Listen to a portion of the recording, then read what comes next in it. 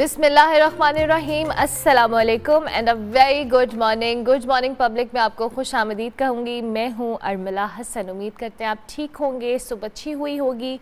आज 8 मुहर्रमुल हराम है, इसके हवाले से हमने आज ज़रूरी तौर पे बात करनी है आगे जाके प्रोग्राम में, लेकिन उससे पहले आपको पता है सियासी सूरत हाल पे हम फर्स्ट आवर में कोशिश करते हैं कि जो ताज़ा तरीन अपडेट हो वो आप तक पहुंचाई जाए। और सियासी सूरत हाल की जहाँ तक बात कीजिए तो वीकेंड पर खासी हैपनिंग रही, सियासी माहौल खासा सरगर्म भी रहा। एक तरफ तो सुप्रीम कोर्ट ने जो मखसूस नशिस्तों का फैसला है वो सुनाते हुए मखसूस नशिस्तें PTI को देने का हुक्म दिया, तो दूसरी तरफ बानी PTI और बुशरा बीबी को के हवाले से जो इद्दत केस में बड़ा रिलीफ मिला है। District and session court Islamabad ने इमरान खान और बुशरा बीबी के खिलाफ जो दौरान इद्दत निकाह केस है इसमें दोनों की सजाएं कलअदम करार दे दी और बरी करने का हुक्म दिया, मगर फैसले के फौरन बाद नैब की टीम अडियाला जेल पहुंची। तोशाखाना के नए रेफरेंस में बानी PTI और बुशरा बीबी की गिरफ्तारी डाल दी गई। एहतसाब अदालत ने जी तोशाखाना के नए रेफरेंस में भी बानी PTI और बुशरा बीबी का 8 रोज़ा जिस्मानी रिमांड जो है वो मंजूर कर लिया है। इस रिमांड के अलावा 9 मई मुकदमात में भी लाहौर पुलिस ने बानी PTI की गिरफ्तारी डाल दी है। तोशाखाना केस कितना मजबूत है, हुकूमत बानी PTI की रिहाई में कितनी रुकावटें और मजीद डालेगी, इस पर भी हम बात करेंगे। और अगर देखा जाए तो हुकूमती सफ़ों में खासा जो कह लेना खलबली मची हुई है। सुप्रीम कोर्ट हो या दीगर इदारे हो, उस पर जो हुकूमती वज़रा है वो खुलकर तनकीद कर रहे हैं। हुकूमती रद्द अमल क्या आया आपको कुछ सुनाते हैं।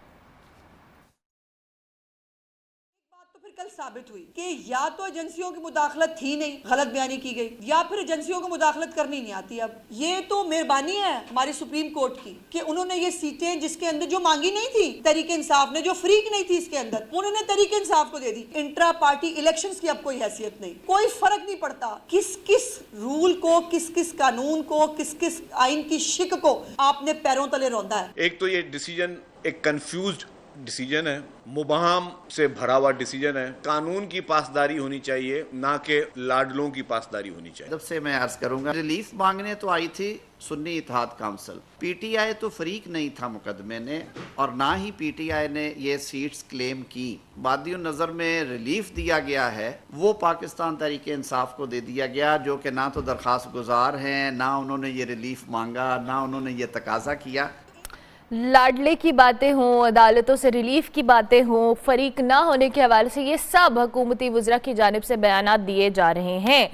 मखसूस नशिस्तों के फैसले को चैलेंज करने का फैसला हुकूमत आज करेगी जी, मगर सवाल यहाँ पे ये पैदा होता है कि अगर हुकूमत नज़रसानी के लिए जाती है तो क्या इन्हें भी कोई रिलीफ मिलने का इम्कान है या नहीं, और फैसले के जो सियासी असरात हैं वो क्या होंगे। हुक्मरान इत्तेहाद के पास क्या ऑप्शंस हैं, और क्या इस फैसले के बाद जो सियासी इस्तेहकाम जिसे हम बार बार डिस्कस कर रहे हैं कि अभी अदम इस्तेहकाम है, क्या वो इस्तेहकाम स्टेबिलिटी आ पाएगी। इसी पे मौक़िफ़ ले लेंगे। हमारे साथ रहनुमा PTI नुसरत वाहिद साहबा मौजूद है, उनको हम खुश आमदीद कहते हैं। नुसरत साहिबा बहुत शुक्रिया, good morning, I hope you are doing well.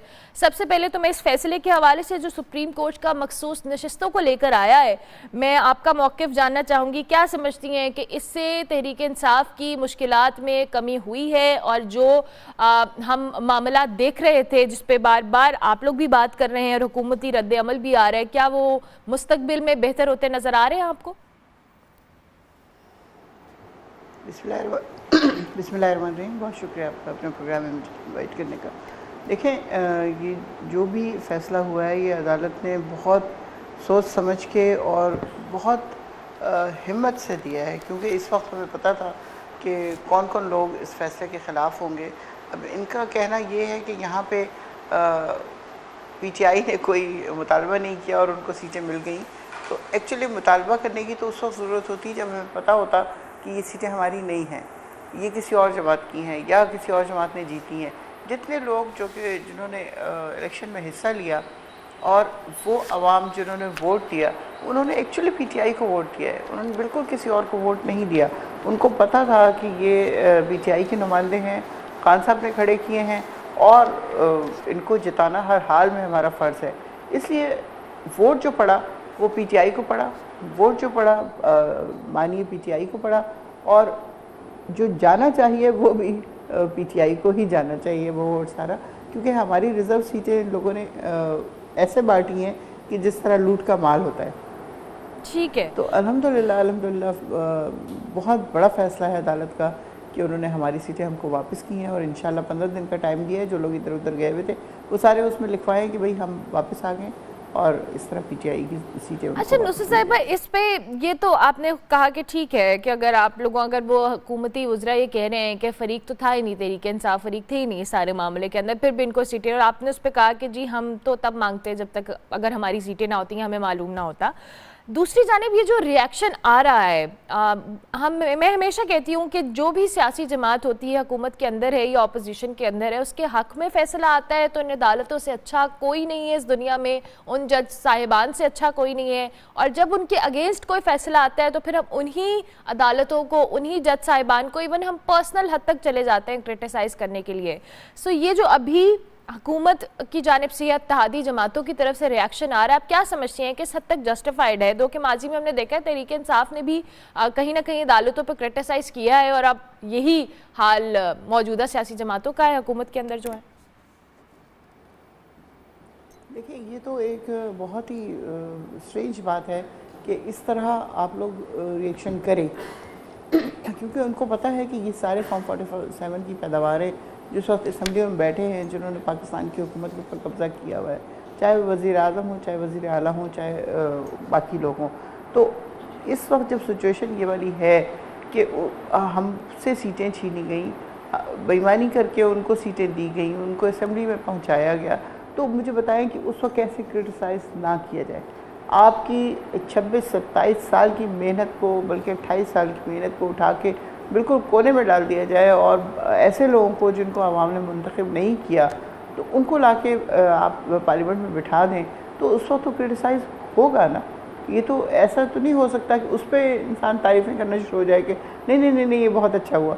لیکن جہاں پہ آپ نارمل لائف میں دیکھ لیجئے، اگر آپ کا بیٹا یا بیٹی یا کوئی بھی اور رشتہ دار کوئی غلط کام کرتا ہے تو آپ اس کے اوپر فوراً آپ کہتے ہیں کہ this is wrong, you should not do that. لیکن جب بھی وہی انسان جب اچھا کام کرے گا تو آپ اس کی تعریف بھی کریں گے، اس کو انکریج بھی کریں گے. تو اسی طرح عدالت نصرت صاحبہ، مسئلہ یہ ہے کہ ہم عدالتوں کو یا اداروں کو بیٹا بیٹی کے طور پہ کہ جو پیمانے پہ نہیں تول سکتے، ہم تول نہیں سکتے، کیونکہ پھر وہ لاڈلے جیسی ٹرمز آ جاتی ہیں، پھر دیگر ٹرمز آ جاتی ہیں، تو وہ بھی بڑا کرٹیکل ہو جاتا ہے معاملہ. اچھا، ابھی فیصل واڈا صاحب میں بھی ہم رات کو بھی دیکھ رہے تھے، کل انہوں نے ایک پریس کانفرنس بھی کی اور پھر انہوں نے ٹویٹر کے اوپر بھی کہا کہ جی اگر تحریک انصاف کے حق میں یہ فیصلہ آیا بھی ہے تو اس بات کو یہ نہ سمجھا جائے کہ آئندہ آنے والے دنوں میں جو بانی پیٹے آئے ہیں ان کی مشکلات میں کمی آئے گی یا ان کو رہائی کا پروانہ ملے گا، کیونکہ ابھی بھی بہت سارے ایسے کیسز ہیں، بہت سارے ایسے معاملات ہیں. اور ابھی ہم نے خود بھی دیکھا ہے کہ نیب کی ٹیم جس طرح سے پہنچی اس فیصلے کے بعد، اور ان کو ایک اور کیس کے اندر ان کو گرفتاری ڈالی گئی بشرا بی بی اور عمران خان صاحب کے حوالے سے. سو آپ کو لگتا ہے کہ فیصل واڈا صاحب کی بات کہیں نہ کہیں ٹھیک ہے کہ آئندہ آنے والے دنوں میں ابھی رہائی ممکن نہیں ہے بانی پیٹے آئے کی؟ دیکھیں فیصل واڈا صاحب اپنی زبان تھوڑی بولتے، ان سے تو کہلایا جاتا ہے نا. اور یہ تو خیر ہم کو بھی پتہ ہے، خان صاحب بھی بہت پہلے یہ بات کر چکے ہیں کہ میں ابھی کئی مہینے اور جیل میں ہوں. تو یہ تو سب کو، یہ تو اس طرح ہے جس طرح ریٹن آن دا وال والی چیز ہے کہ ہر ایک کو پتہ ہے اتنی جلدی ان کو رہا نہیں کیا جائے گا. جو مرضی ہو جائے عدالتیں ریلیف دے دیں، عدالتیں رہا کرتے ہیں. اب آپ نے کل دیکھا صنم جاوید کا کس طرح وہ رہا ہے، خوشی خوشی اس کے ماں باپ، بہن بھائی، ہسبینڈ سب بیٹھے ہوئے، اور ایک دم پولیس آ جاتی ہے اور لے کے چلی جاتی ہے اور ابھی تک نہیں پتہ وہ کہاں پہ. تو یہ والی چیزیں تو چل رہی ہیں، بہت عرصے سے چل رہی ہیں. آپ کو پتہ ہے پچھلے 2 سال سے یہ سب کچھ ہو رہا ہے. تو میں سمجھتی ہوں کہ خان صاحب کا رہا ہونا، فیصل واڈا اور نو فیصل واڈا، سب کو پتہ ہے اس بات کا کہ ان کو فوراً رہا نہیں کیا جائے گا. رانا ثناء اللہ نے کچھ دن پہلے کہا جب ان سے پوچھا کہ اس میں اگر رہا ہو گیا یہ تو اس کے بعد کیا ہوگا، تو ان کا بہت ساری چیزیں ہیں، اس میں نیا مقدمہ ڈال دیں گے. تو وہ نئے مقدمے ڈال رہے ہیں، وہ اکلے نہیں دیں گے کیونکہ ان کو پتہ ہے ان کی بقا اسی میں ہے کہ خان صاحب اندر رہے ہیں. اچھا، مقدمے تو ڈال رہے ہیں، لیکن اب تحریک انصاف کا لائے عمل کیا ہوگا؟ چونکہ اب یہ مخصوص نشستوں کا معاملہ جس پہ خاصی لیدے ہو رہی تھی بہت عرصے سے، اب وہ بالآخر سارٹ آؤٹ ہو گیا ہے، جو فیصلہ آ گیا ہے. اس کے بعد ظاہر ہے آپ کی پوزیشن ایک اسٹرانگ پارٹی کی ہے. کیا لائے عمل ہوگا اسمبلی کے اندر؟ کوئی پروڈکٹیو ہم چیزیں دیکھیں گے یا اوور آل کوئی بھی جو تحریک انصاف کی سیاست کی جو اسٹریٹجی ہے اس میں کوئی چینج ہمیں نظر آئے، یا حکومت گھر بھیجنے کے حوالے سے آپ کوئی ایسا پلان یا اسٹریٹجی بنائیں گے؟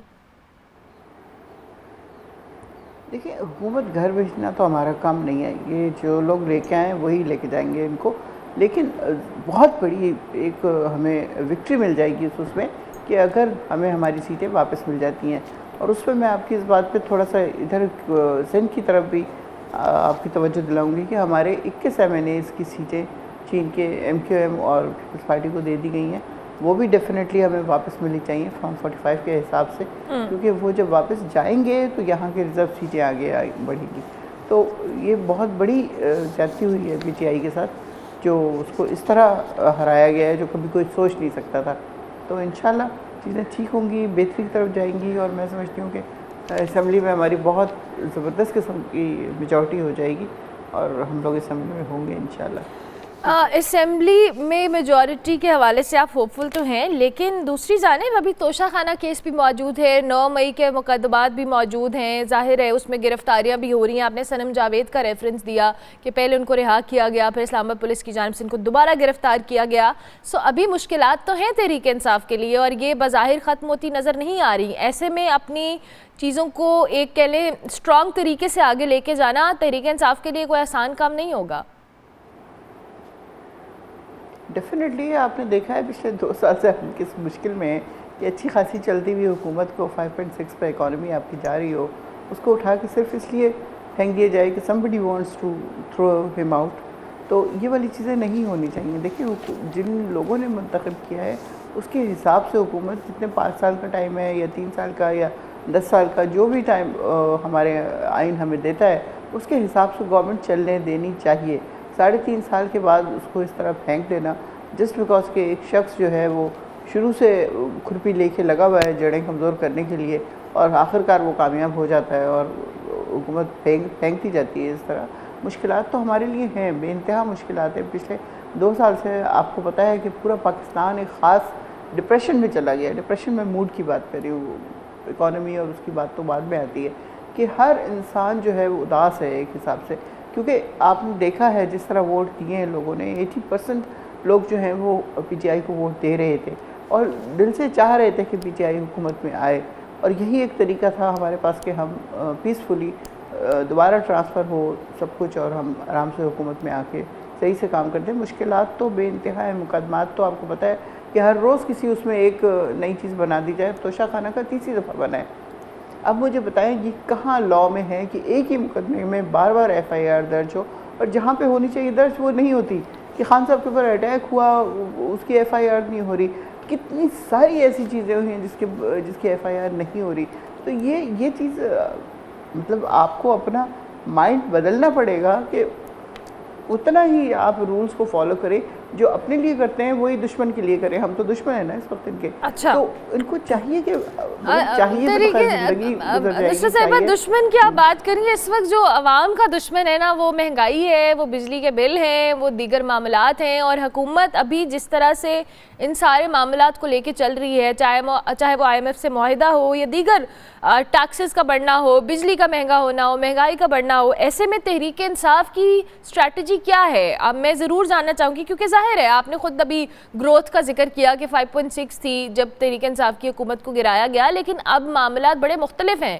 اب ہم مزید ایک دلدل کے اندر ہیں جہاں سے ہمیں نکلنے کے لیے IMF کا سہارا چاہیے. ایسے میں اگر تحریک انصاف کوئی چیزیں بنائے گی یا کوئی اسٹریٹجی بنائے گی تو کیا وہ اسٹریٹجی کو لے کے کلیئر ہے کہ کیا کرنا ہے آگے؟ دیکھیں IMF کا ہم پہلی دفعہ نہیں گئے, most probably this is 24th time کہ ہم IMF کے پاس جا رہے ہیں, اور ہر دفعہ یہی خواہش ہوتی ہے کہ this should be the last time we are there. تو یہ اس کے بارے میں میں کچھ نہیں کہہ سکتی کہ آگے کیا ہوگا, لیکن اس طرح نہیں ہوگا کہ آپ کو IMF کا پیسہ ملتا ہے, آپ 1 ارب روپے اپنے MNAs کو دے دیں, باقی جو آپ کے پاس بچے وہ آپ بیوروکریٹس کو بڑی بڑی گاڑیاں لے کے دے دیں کروڑوں روپے کی, پھر اس کے بعد جو وہ آپ اسمگل کر دیں. IMF پیسہ دے رہا ہے آپ کو ترقیاتی کاموں کے لیے, IMF پیسہ دے رہا ہے آپ کو اپنے عوام پہ لگانے کے لیے, لیکن وہ سارا پیسہ کہاں جا رہا ہے, کون استعمال کر رہا ہے, کس طرح ہو رہا ہے؟ آپ کو پتہ ہی ہے اس بات کا کہ ہیلی کاپٹر کی فرمائش آ جاتی ہے, گاڑیوں کو ٹائر چینج کرنے کے 3.5 کروڑ کے ٹائر چینج ہو رہے ہیں. تو اس قسم کی چیزیں, اس سے اجتناب کرنا چاہیے. یہ بہت نازک, لٹرلی بہت نازک, جب سے ہم پیدا ہوئے یہی سن رہے ہیں سوری کہ پاکستان بہت نازک مراحل سے گزر رہا ہے. تو میں سمجھتی ہوں اس سے زیادہ نازک مراحل کبھی نہیں ہوئے, جب کہ آپ کی اکانومی بالکل ڈوب چکی ہے. جو پیسہ آپ کو وہ دیتے ہیں IMF والے, اس کو پلیز وہاں پہ لگائیں جہاں ضرورت ہے. عوام بھوک سے مر رہی ہے, خودکشیاں کر رہے ہیں, بچے بیچ رہے ہیں, پتہ نہیں کیا کیا کچھ ہو رہا ہے. اس چیز سے بچنے کے لیے اتنا تو کریں کہ ایک خاص پورشن عوام کے لیے رکھیں جس میں ان کی فلاح و بہبود کے لیے کچھ ہو سکے. عوام کے لیے خاص پورشن ہے نا, بجلی کے بلوں میں 2 وقت کا. اضافہ, پیٹرول مہنگا, یہ سب پورشن عوام کے لیے تو ہے, سیاسی رہنماؤں کے لیے کہاں ہے نصرت صاحبہ؟ ڈیفینیٹلی آپ صحیح کہہ رہی ہیں, کیونکہ دیکھیں پارلیمنٹ میں بھی جیسے میں خود رہی ہوں 3.5 ساڑھے 3 سال, ایسا نہیں کہ ہمیں وہاں مفت ملتا تھا سب کچھ. ہمارے بھی بل آتے تھے, اور یہ بھی نہیں کہ سبسڈی دی جاتی تھی ہمیں, بالکل وہی بل ہوتا تھا جو باقی پورے پاکستان کے عوام کا ہوتا ہے. لیکن مسئلہ یہ ہے کہ ایک متول فیملی سے جو بندہ بلانگ کرتا ہے وہ پھر بھی شاید تھوڑا بہت دے سکتا ہے, لیکن وہ لوگ جن کی آمدنی 25,000 یا 30,000 روپے پر منتھ ہے, وہ مجھے بتائیں 25,000 روپے کا بل کیسے دے گا یا 20,000 روپے کا بل کیسے دے گا؟ وہ اپنا کھانا پینا کہاں سے کرے گا؟ وہ ٹرانسپورٹ جو بسوں میں جاتا ہے اس کا بھی کرایہ اتنا زیادہ ہو گیا ہے, تو کس طرح ہوگا مجھے بتائیں. تو یہ خیال تو عوام نے رکھنا ہے. جیسے جیسے پیٹرول مہنگا ہوگا, بجلی مہنگی ہوگی, باقی سب چیزیں مہنگی ہو جائیں گی. اتنی زیادہ, میں بتا رہی ہوں آپ کو کہ میں بہت عرصے پہلے میں نے چھوڑ دی گھر کی گروسری وغیرہ لانی. میں 1800-200 میں پورے ہفتے کا ہو جاتا تھا. اب تو پتہ نہیں کتنے ہزاروں میں پہنچ گئی ہے یہ تو پتہ نہیں, آپ مجھے لگتا ہے بہت پرانی بات کریے نصرت صاحبہ. 1800-2000 نا دن میں خرچ ہوتا ہے ایک آدمی کا. یہ تو اب ہفتہ تو بہت لمبی بات آپ بتا رہی ہیں. تھینک یو ویری مچ نصرت صاحبہ. میں بات کر رہی ہوں, میں پرانی بات کر رہی ہوں. ہاں جی, بہت شکریہ آپ کا. نصرت واحد صاحبہ رہنما پی ٹی آئی ہمارے ساتھ موجود تھیں. جی وہ تو خاصی مطمئن ہے تحریک انصاف کے جو مخصوص نشستوں کا معاملہ ان کے حق میں آیا ہے, اس سے ان کا جو سیاسی مستقبل ہے وہ کچھ حد تک ان کو ریلیف کے جو فیز میں لگ رہا ہے. لیکن اس کے ساتھ ساتھ ابھی مشکلات باقی ہیں تحریک انصاف کے لیے, جس میں توشہ خانہ کیس ہو, 9 مئی کے مقدمات ہوں یا دیگر معاملات ہوں. ابھی تک جو حکومتی وزراء ہیں ان کی جانب سے جو ریاکشن آ رہا ہے اس فیصلے کو لے کے, اس پہ بھی ہم کامنٹ کریں گے, اور آئندہ تحریک انصاف کی لائے عمل کیا ہوگا اس پہ بھی نصرت واحد صاحبہ نے اپنا کامنٹ دیا. ہم بریک لیتے ہیں, بریک کے بعد واپس آتے ہیں. آپ دیکھتے رہیے گڈ مارننگ پبلک.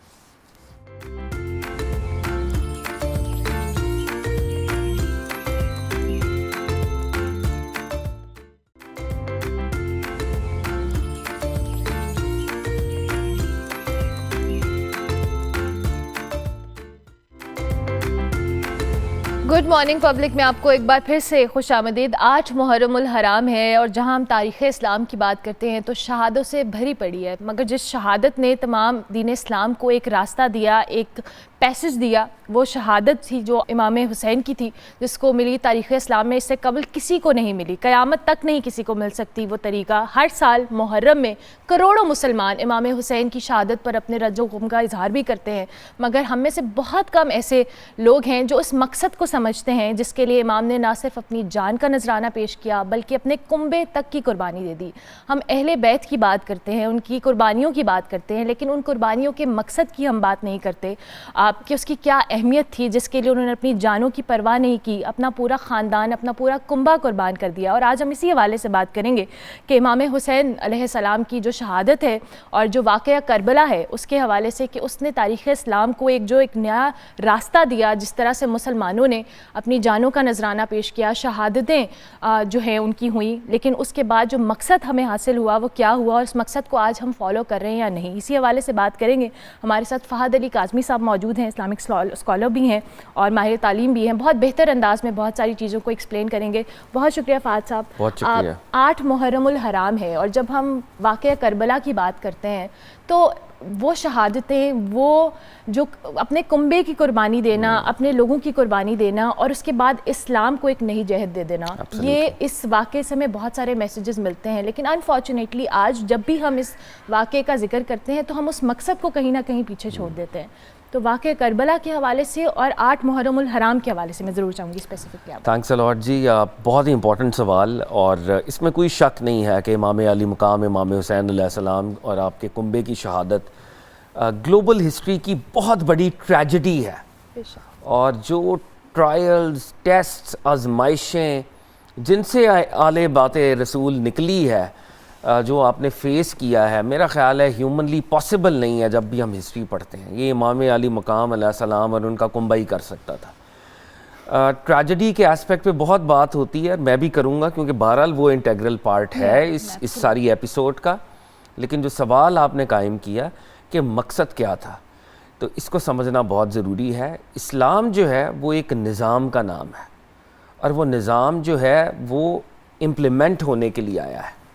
جب ہم اسلام کی بات کر رہے ہیں تو ہم اسلامک اکنامک سسٹم کی بات کر رہے ہیں, ہم اسلامک پولیٹیکل سسٹم کی بات کر رہے ہیں. غریب اور امیر کے درمیان یہ جو تفاوت ہے, یہ جو کیپٹلزم کی وجہ سے آئی ہوئی ہے, اسلام اس کے خاتمے کے لیے کوششیں کر رہا ہے. تو سرکار دو عالم صلی اللہ علیہ وآلہ وسلم نے جو نظام دیا تھا اس میں ایک ایسی پولیٹیکل سسٹم کی بھی نمائندگی تھی, ایک ایسی اکنامک سسٹم کی بنیاد تھی جو کہ مساوات, ایکوالٹی, برابری, جس میں اکنامک اپرچونٹیز سب کے لیے برابر ہوں, انڈیپینڈنس آف جوڈیشری, یہ ساری باتیں اس نظام کا پارٹ ہیں.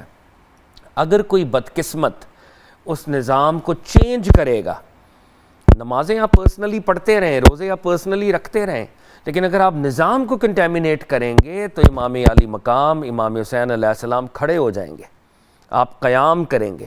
تو امام کی جنگ جو ہے وہ در حقیقت نظام مصطفیٰ علیہ الصلوۃ والسلام کی امپلیمنٹیشن کی جنگ ہے.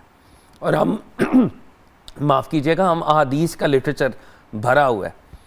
سرکار دو عالم صلی اللہ علیہ وآلہ وسلم نے فرمایا, سید الشہداء, شہیدوں کا سردار, میرا چچا حضرت حمزہ, اور وہ رجل, وہ مرد ہوگا جو ظالم اور جابر حکمران کے سامنے کھڑا ہوگا.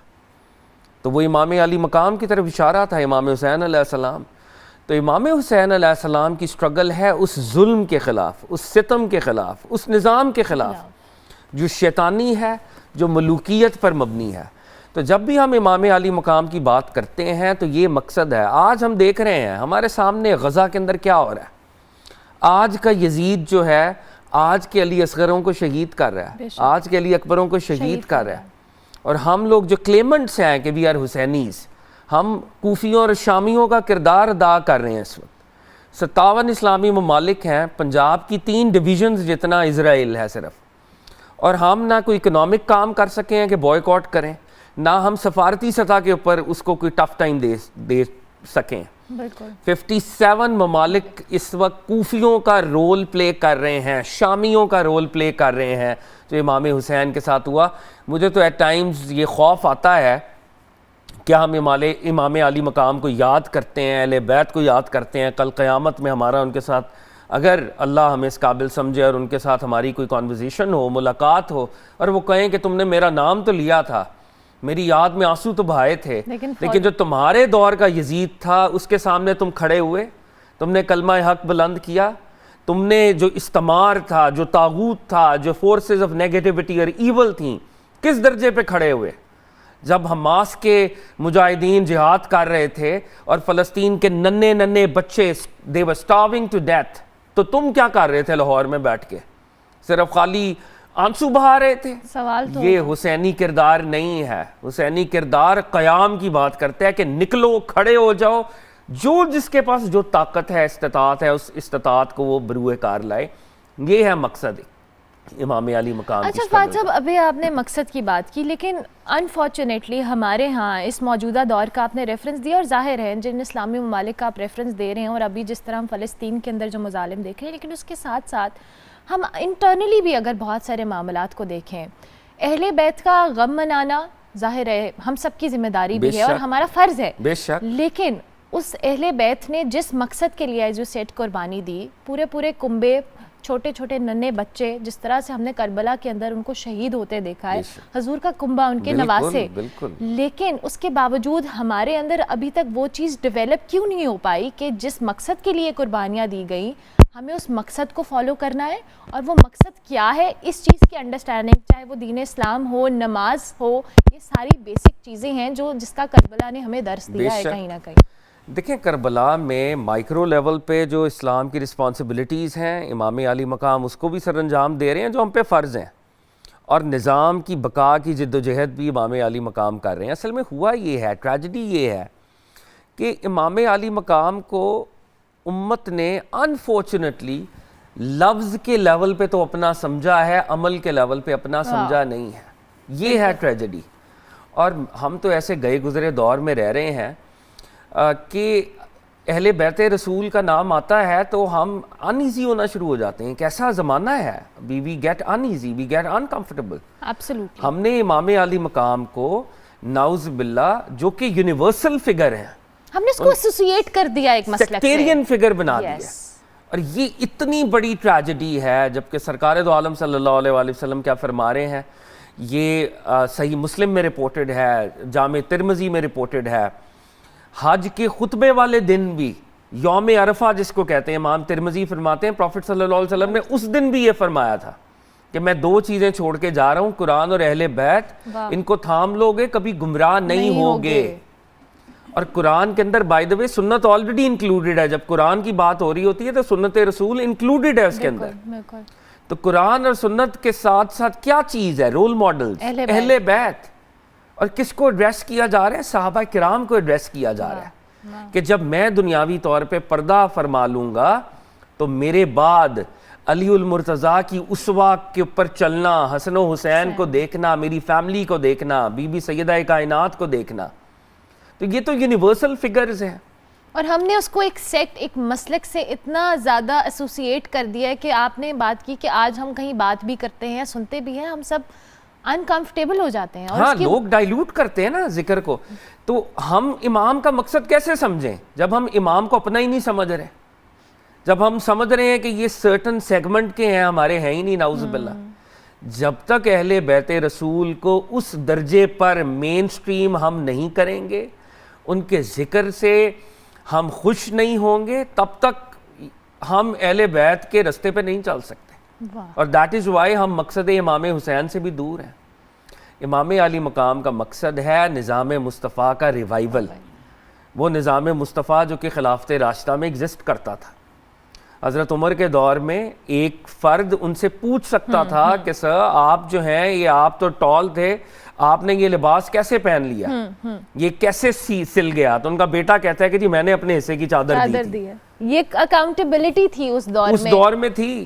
لیکن جب اکاؤنٹیبلٹی ختم ہو جائے گی, بیت المال آپ کی ذاتی جاگیر بن جائے گا, آپ پبلک منی کو مس یوز کریں گے, جوڈیشری کو وائلیٹ کریں گے, اکنامک سسٹم کو وائلیٹ کریں گے, سرکار کے پورے نظام کو, جس کو حدیث میں آقا نے کہا کہ میرے بعد 30 سال تک خلافت ہوگی, بعد میں کاٹ کھانے والی ملوکیت, اس کاٹ کھانے والی ملوکیت کے خلاف امام علی مقام کھڑے تھے. آج ہمیں بھی کھڑے ہونا ہے. اور آج جس طرح سے ماڈرن ایج کی بات کر رہے ہیں, جس طرح فہد صاحب آپ نے خود بھی ریلیٹ کیا کہ یہ ساری چیزیں, یہ وہ میسج تھا, یہ وہ مقصد تھا جس کے لیے واقع کربلا ہوا, اور جو میسج آج تک ہماری زندگیوں میں شاید اس طرح سے شامل نہیں ہو پایا. Thank you very much Fahad صاحب, بہت شکریہ. فہد علی کاظمی ہمارے ساتھ موجود تھے. 8 محرم الحرام ہے, کل 9ویں اور 10ویں کا بھی ہم شو کریں گے اسپیسیفکلی. پہلے گھنٹے کے اندر ہم واقع کربلا کو ڈسکشن میں لائیں گے, لیکن ابھی ہم بریک لیتے ہیں. بریک کے بعد واپس آتے ہیں. آپ دیکھتے رہیے گڈ مارننگ پبلک.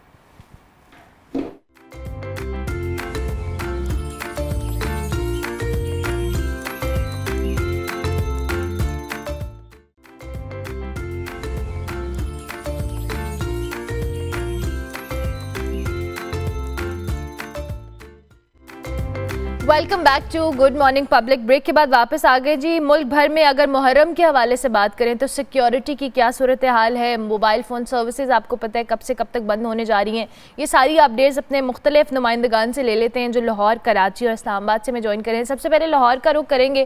ہمارے ساتھ لاہور سے حسن خالد موجود ہیں. حسن, تھینک یو ویری مچ. ہمیں ذرا محرم کی سیکیورٹی کے حوالے سے بتائیے گا, موبائل فون سروسز کو لے کر, اور اس کے ساتھ ساتھ کون سے راستے بند ہیں, کس طرح کا روٹ سیٹ کیا گیا ہے؟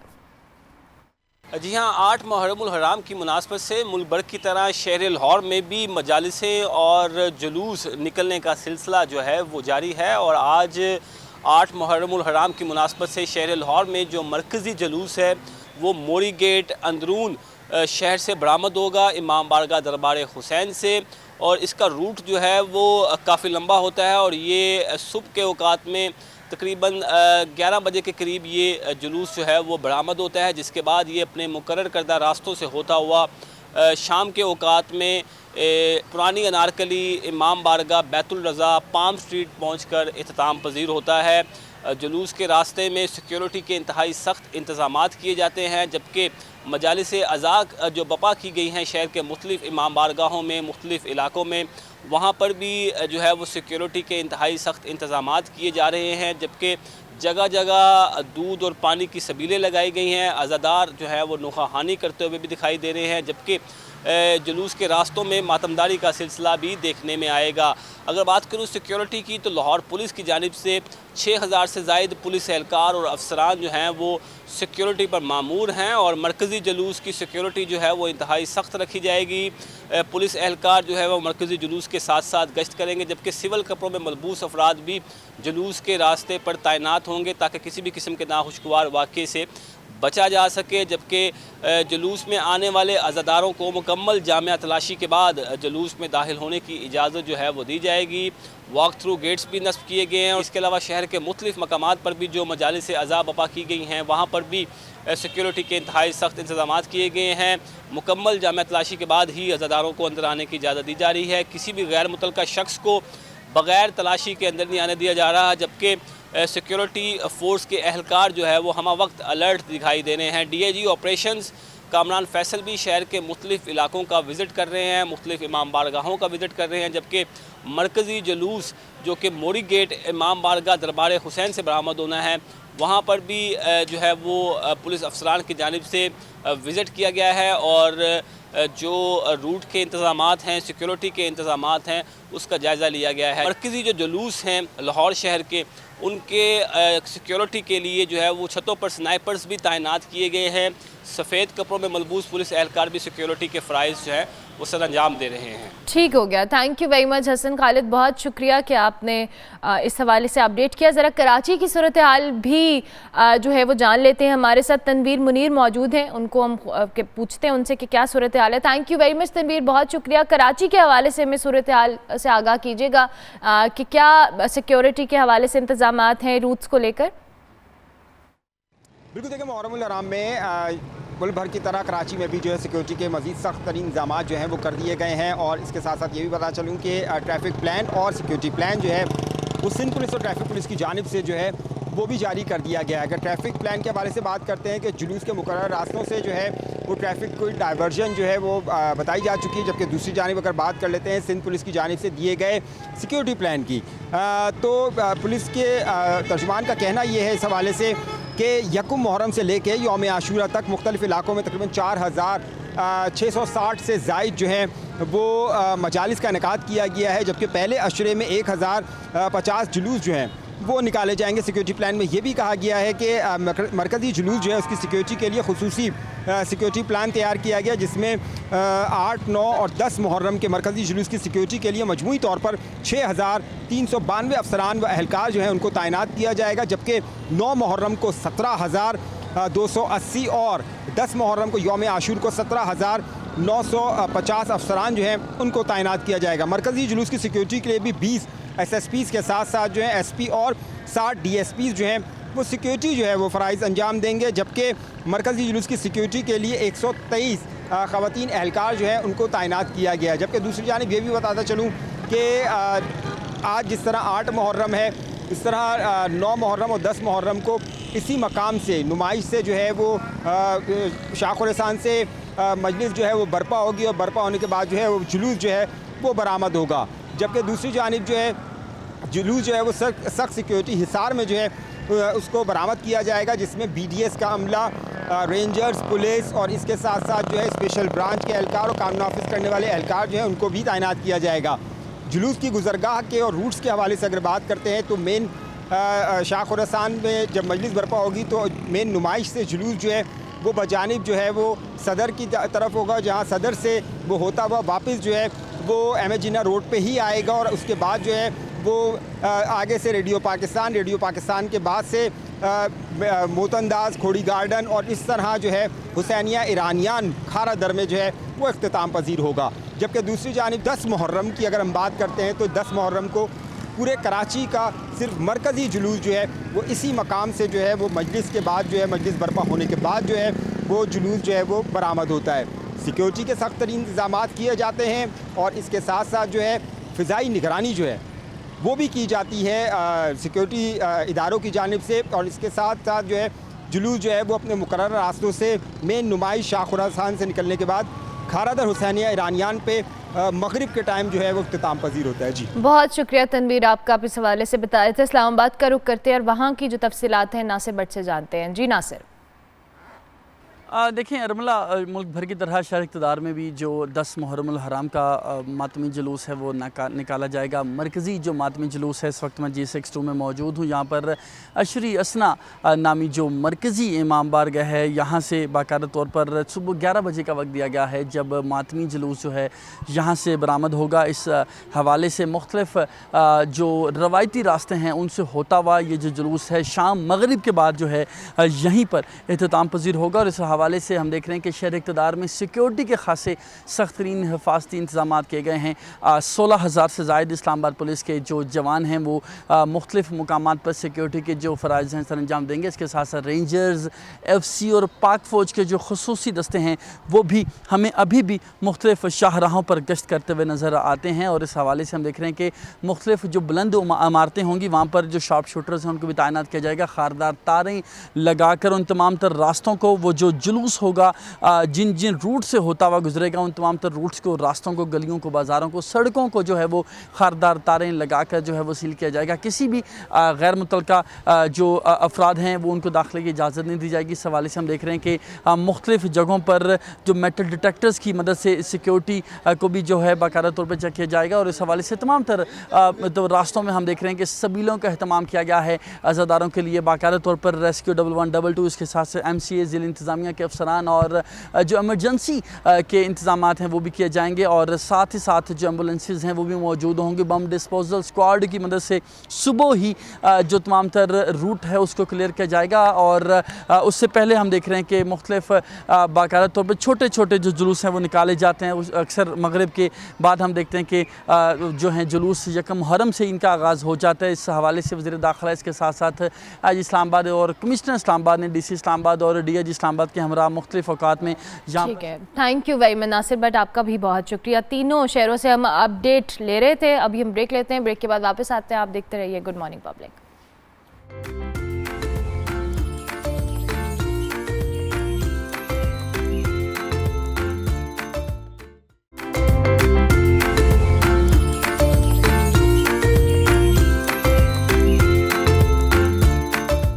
Welcome back to Good Morning Public. Break के बाद वापस आ गए जी। अभी कोई इंटरनेशनल पॉलिटिक्स के हवाले से बात करेंगे। कल एक बड़ी इंपॉर्टेंट खबर आई और अनफॉर्चुनेट भी थी। ट्रंप जो हैं उन पर कातिलाना हमला हुआ और कल अमेरिकन जो स्टेट है पेंसिल्वेनिया, वहाँ पर साबिक सदर जो हैं डोनाल्ड ट्रंप एक इंतखाबी जलसे में, एक इंतखाबी रैली में फायरिंग के वाक़े में ज़ख्मी हुए, जबकि मुबैना जो हमला आवर था उसको हलाक कर दिया गया। साथ ही रैली में फायरिंग से एक शख्स भी हलाक हुआ।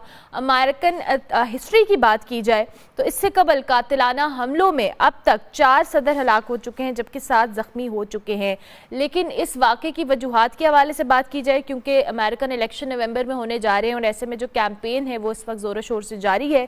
ट्रंप पर जो हमले की तहकीकात हैं वो इस वक्त तो जारी हैं, लेकिन जो इब्तदाई तहकीकात है उनके हवाले से बात की जाए तो इंकशाफ ये हुआ है कि ट्रंप पर फायरिंग से कुछ देर कबल ही पुलिस को हमलावर के हवाले से बताया गया था, जिस पर तवज्जो नहीं दी गई। और अमेरिकन जो स्टेट है या अमेरिकन जो पॉलिटिक्स है ओवरऑल स्टेट की, उस पर क्या असरात होंगे इस वाक़े से। और दो के बहुत सारे तज्ज़ियाकारों का ये ख्याल है कि इस वाक़े से जो ट्रंप का सिंपैथी वोट है वो भी बहुत ज़्यादा बढ़ेगा। और ऑलरेडी मामलात हैं, डेमोक्रेट पार्टी के जो तनकीदी बयानात हैं उसके हवाले से भी बात करेंगे। इश्तिहारात भी मुअत्तल कर दी गए हैं, जबकि मफरूज़ों से गुरेज करने के हवाले से अमरीकी सदर जो बाइडन ने कहा है। हमारे साथ इस वक्त हमजा रिफत साहब मौजूद हैं, माहिर हैं बैनुल अक़वामी अमूर के हवाले से, उनको हम खुशामदीद कहते हैं। बहुत शुक्रिया हमजा साहब कि आपने हमें ज्वाइन किया।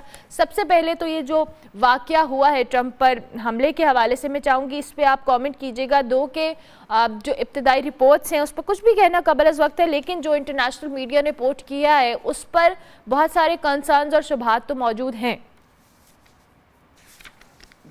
डेफिनेटली कंसर्न्स हैं और कंसर्न्स होने भी चाहिए, क्योंकि कोई भी असैसिनेशन अटेम्प्ट किसी भी सदर के ऊपर और ख़ास तौर पे अमेरिकी सदर के ऊपर कोई छोटी बात नहीं होती। उसके हवाले से अगर हम बात करें, आपने अपने इंट्रो में जिक्र किया कि ये जो इलेक्शंस हैं ये बहुत ज़्यादा आप कह सकते हैं कि सिंपैथी वोट जो है डोनाल्ड ट्रंप को बहुत हद तक मिलेगा। ये दुरुस्त बात है, क्योंकि इप्सस और रॉयटर्स के पोल के मुताबिक इस वक्त जो है और इस असैसिनेशन से पहले डोनाल्ड ट्रंप और जो बाइडेन की रेस के हवाले से अगर हम बात करें तो वो बिल्कुल नेक टू नेक थे। अब आपको नजर आएगा कि सोशल मीडिया के ऊपर जिस किस्म की कंस्पिरेसी थ्योरीज फैलाई जा रही हैं, रिपब्लिकन का जो वोट बैंक है वो बहुत हद तक बढ़ने का इस चीज का इम्कान है। तो ये असैसिनेशन जो है इसको पूरी दुनिया ने कवर किया है इसी बुनियादी वजह के हवाले से, क्योंकि अगर आप ओवरऑल देखें तो डोनाल्ड ट्रंप जो थे वो एक काफी हद तक एक स्पीडी कमबैक कर रहे थे, उनके ऊपर केसेस भी बहुत ज्यादा थे। और उससे पहले जो बाइडेन का रेटरिक था जुलाई की 8 तारीख को कि ट्रंप को जो है हमें डेफिनेटली टारगेट करना चाहिए, उससे कोई हजरात मुतासर हुए हैं जो शायद लेफ्ट विंग फैशिस्ट है या राइट विंग फैशिस्ट है, उन्होंने डिसाइड किया कि हम डोनाल्ड ट्रंप को गन डाउन करेंगे। ये बिल्कुल भी मामूली बात नहीं है। ठीक है। अच्छा हमजा साहब, आपने खुद भी कहा कि सिंपैथी वोट तो आएगा, लेकिन इससे पहले हमने सोशल मीडिया या मुख्तलिफ सर्विस भी देखे हैं जिसमें ट्रंप और आपने बाइडेन के हवाले से कहा बहुत नेक टू नेक था, लेकिन जाहिर है एक ट्रंप के मुखालिफ भी एक ऐसा जो कह लें ब्लॉक है जो बहुत ज़्यादा उनको क्रिटिसाइज़ भी करता है, उनकी पॉलिसी से भी बहुत इख्तलाफ रखता है। इस वाक़े के बाद और अमेरिकन हिस्ट्री के अंदर भी, जैसे एज आई कोटेड के इससे पहले भी ऐसे कई वाक़यात हुए हैं और हमने देखा है उसका जो अमेरिकन सियासत है उस पर बहुत गहरे असरात मुरतब होते हैं, और वो सिंपैथी वोट कहीं ना कहीं कैंपेन के बाद भी हमें आपको लगता है कि इंगेज होता हुआ नज़र आएगा ऑन ग्राउंड? डेफिनेटली होगा, क्योंकि उसमें जो बहुत सारे जो डिसएन्चेंटेड वोटर्स हैं जिन्होंने बाइडेन के हवाले से वोट नहीं किया था, मिशिगन की प्राइमरी के अगर आप हवाले से देख लें तो उन्होंने कहा था कि हम वोट एब्सेंट जो है हम वोट नहीं डालेंगे जो बाइडेन को। अब ज्यादा इम्कान नजर आ रहा है कि वो डोनाल्ड ट्रंप की तरफ इस वजह से होंगे, क्योंकि अगर आप डोनाल्ड ट्रंप की मैसेजिंग को देखें, जब उनको गोली लगी उसके बाद उन्होंने अपने फिस्ट को ऊपर किया और उन्होंने कहा कि लेट्स स्टे यूनाइटेड। ये जो यूनिटी वाला जो मैसेज है, ये जो बाइडेन के जो वोटर्स है, जो बहुत सारे जो डिसएन्चेंटेड वोटर्स हैं, वो उस चीज को कैपिटलाइज करने से इनकार कर रहे हैं और वो ये कह रहे हैं अब इम्कान ये लग रहा है कि डोनाल्ड ट्रंप के असैसिनेशन अटेम्प्ट के बाद वो कोशिश ये करेंगे कि वो ट्रंप कैंप के ऊपर चले जाए। इससे रिपब्लिकन्स का जो वोट बैंक है वो काफी हद तक मुतासर होगा और एक आप कह सकते हैं कि पॉजिटिव शिफ्ट के थ्रू वो जाना शुरू हो जाएगा। ठीक है। दूसरी जानिब इनके ये जो असैसिनेशन अटेम्प्ट है इस पर बहुत सारे सवालात सिक्योरिटी को लेकर भी हैं हमजा साहब, और हमने मुख्तलिफ कॉन्स्पिरेसीज थीरीज भी सोशल मीडिया के ऊपर देखी हैं जो कि वो जाहिर है इस तरह के वाक़े के बाद आती हैं कि ये जो हमलावर है इतना करीब कैसे पहुंचा, सिक्योरिटी को जो पहले इन्फॉर्म किया गया था क्यों नहीं हुआ। बहुत सारे मुख्तलिफ ख्यालात हैं और कुछ लोग तो इसको पाकिस्तानी सियासत से भी एसोसिएट करने की कोशिश कर रहे हैं। सो इस हवाले से भी कॉमेंट कीजिएगा। देखिए, पाकिस्तानी सियासत के साथ तो दूर दूर तक इसका कोई ताल्लुक नहीं है। ये जो कंस्पिरेसी थ्योरीज फैला रहे हैं मेरे ख्याल से अटेंशन सीकर्स हैं जो सोशल मीडिया के ऊपर जाके पाकिस्तान को और अमेरिका को लिंक करना। अमेरिकी एस्टैब्लिशमेंट को बहुत सारी चीजें और भी सोचनी है बासवाए पाकिस्तानी डोमेस्टिक पॉलिटिक्स के हवाले से। पर जो आपका दूसरा पॉइंट है, देखें बात यही है कि जब आप ओवरऑल सोशल मीडिया को देखें, कंस्पिरेसी थ्योरीज वो लोग फैला रहे हैं जो ये चाहते हैं कि किसी तरह से वोट बैंक डोनाल्ड ट्रंप का कंसोलिडेट हो सके। पर इसके कत्ते नजर हम ये नहीं कह सकते जो यूएस सीक्रेट सर्विस है जिनका काम है कि पॉलिटिशियंस को और जो आप कह सकते हैं ऑफिशियल्स को सिक्योरिटी फराहम करना है, सिक्योरिटी सर्विसेज की तरफ से क्यों इतना बड़ा सिक्योरिटी लैप्स आया, ये बहुत बड़ा सवालिया निशान है। इसके ऊपर ज्यादा डिबेट होनी चाहिए बनस्बत इसके कि आप पाकिस्तानी सियासत के साथ कुछ लोग जोड़ रहे हैं या इंडियन सियासत या यहूदी लॉबी के साथ आप लोग जोड़ रहे हैं। मतलब कोशिश ये की जानी चाहिए कि हम ये पता कर सकें कि सिक्योरिटी लैब्स, वो भी यूएस सीक्रेट सर्विस जिसका काम ही ये है कि बड़े पॉलिटिशियंस को और अमेरिकन प्रेसिडेंट्स को और हाई रैंकिंग ऑफिशियल्स को सिक्योरिटी फराहम करना, वो ब्रीच क्यों हुआ है, ये सबसे बड़ा सवाल है निशान है। और ब्रीच होने के साथ साथ इसमें मुख्तलिफ ऐसे पॉइंट्स भी हैं, जैसे पहले मैंने अभी अखबार में भी देख रही थी कि इतना करीब पहुंचना, उसके हवाले से तहकीकात का होना, इट्स वेरी इंपॉर्टेंट क्योंकि कैंपेन को फिलहाल के लिए होल्ड तो किया गया है, लेकिन at the end of the day ये कैंपेन जो रिलीज कंडक्ट करवाने का मकसद भी होता है और अमेरिका जैसी एक बड़ी जो एक पावर के अंदर कि वहाँ पर वोटर्स को इंगेज किया जाए, अपने पॉइंट ऑफ व्यूज़ बताए जाएँ, अपना लाएअमल बताया जाए। बट इसके इस वाक़े के बाद कैंपेन्स के होल्ड करने से भी बहुत सारी चीजें अफेक्ट होंगी। Do you think that? I think so, पर इस वाकये के बाद रिपब्लिकन्स को एक मौका मिल चुका है कि वो जो बहुत ही ज्यादा अग्रेसिव कैंपेनिंग करें। इस असैसिनेशन अटेम्प्ट को वो ये लोग मार्केट कर सकते हैं उस डिसएन्चेंटेड वोट बैंक के थ्रू कि जो बाइडेन से काफी हद तक नाराज है और वो नहीं कोशिश कर रहा कि वो डोनाल्ड ट्रंप की तरफ आ जाए। अब मुझे लगता है कि रिपब्लिकन्स जो हैं अपनी कैंपेनिंग के हवाले से बहुत ज्यादा आप कह सकते हैं फ्रंट फुट के ऊपर आएंगे। उनकी कोशिश होगी कि डेमोक्रेट्स के जो वोट बैंक है उसको कट किया जाए, उसको स्कटल किया जाए। जो बाइडेन का जो एड्रेस था इन्होंने जो ओवल ऑफिस के अंदर किया है उसको भी काफी हद तक तनकीद का निशाना बनाएंगे वो, और उससे क्या हो जाएगा कि डोनाल्ड ट्रंप बहुत ज्यादा अग्रेसिवली आएंगे और वो यूनिटी की बात करेंगे। आपको थोड़ा बहुत नजर आएगा कि जब ये कैंपेन्स चलेंगी तो वहां पे पोलराइजिंग रेटरिक कम हो जाएगा और यूनिटी की बात आपको रिपब्लिकन से ज्यादा नजर आएगी, और ये अमेरिकन वोटर्स को साथ ज्यादा रेजोनेट करेगा, क्योंकि जाहिर बात है बाइडेन की पॉलिसीज को अब आप देख लें, फलस्तीन के हवाले से देख लें, कैंपस प्रोटेस्ट के हवाले से देख लें, एम्प्लॉयमेंट के हवाले से अगर आप देख लें और इकोनॉमी को मैनेज करने के हवाले से देख लें, तो बाइडेन के जो आप कह सकते हैं कि ओपिनियन पोलिंग की अगर हम कहें, इप्सिस को आप देख लें, रॉयटर्स को आप देख लें, तो वो एक डाउनवर्ड पाथ की तरफ जा रहा है, और वो डाउनवर्ड पाथ की तरफ मजीद जाएगा क्योंकि रिपब्लिकन्स के पास एक मौका मिल गया कि वो अब अग्रेसिव कैंपेनिंग करेंगे। एग्रेसिव कैंपेनिंग करेंगे। दूसरी जानिब कल अमरीकी सदर ने डोनाल्ड ट्रंप को फ़ोन भी किया, उनसे खैरियत भी दरियाफ्त की।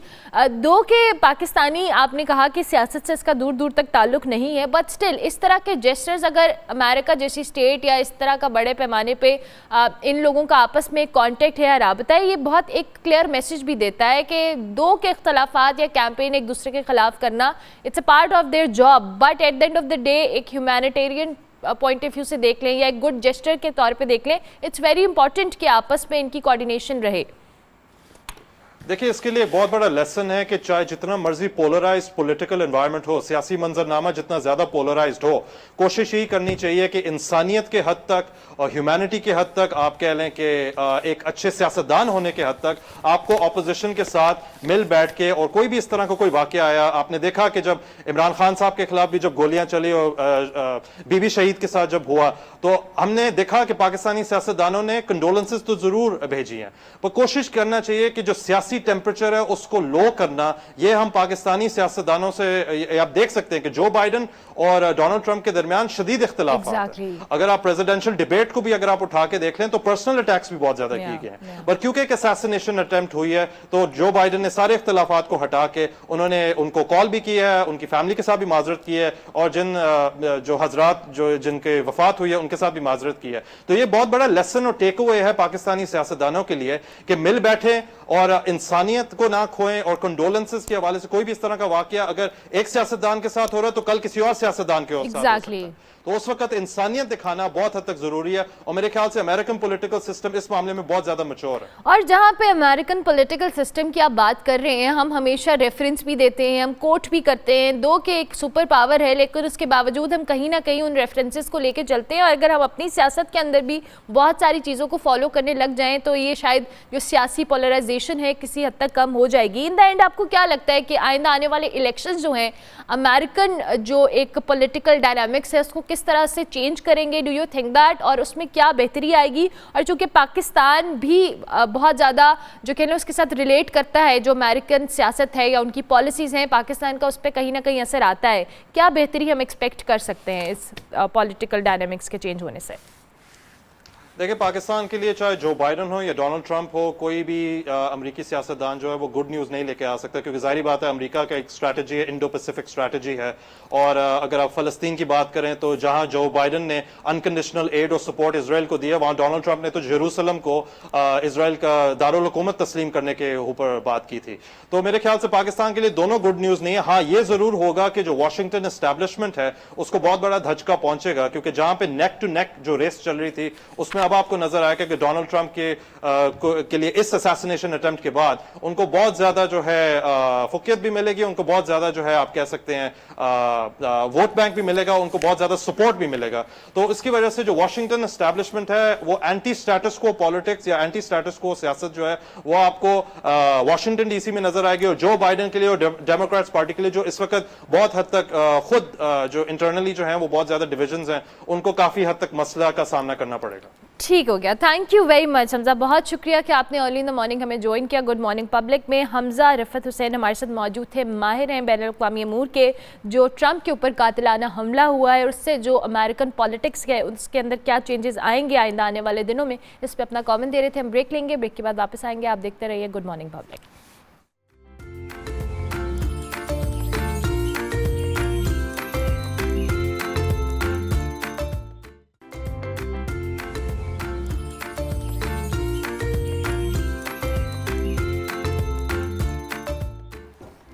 Welcome back to Good Morning Public. Break के बाद वापस आए हैं। अब आपकी हेल्थ रिलेटेड इश्यूज़ पे हम बात करेंगे। वैसे तो एक सर्वे के मुताबिक दुनिया भर में नौजवान जो हैं, यंग एज के जो लोग हैं, उनको हार्ट अटैक के बहुत ज़्यादा मसाइल हो रहे हैं, जिसकी वजह से ये जो वाक़यात हैं इनमें तशवीशनाक हद तक इजाफा हुआ है। रिपोर्ट के मुताबिक हर साल 15 से 29 साल की उम्र के 13 लाख अफराद जो हैं वो हार्ट अटैक से उनकी डेथ हो जाती है। जबकि रिपोर्ट में ये भी कहा गया है कि जो 25 साल की उम्र है उसके ग्रुप में ख़तरे से दो चार जो अफराद हैं उनकी तादाद 2010 में 2.3 थी, जो कि 2024 के अंदर अब 5% हो गई है।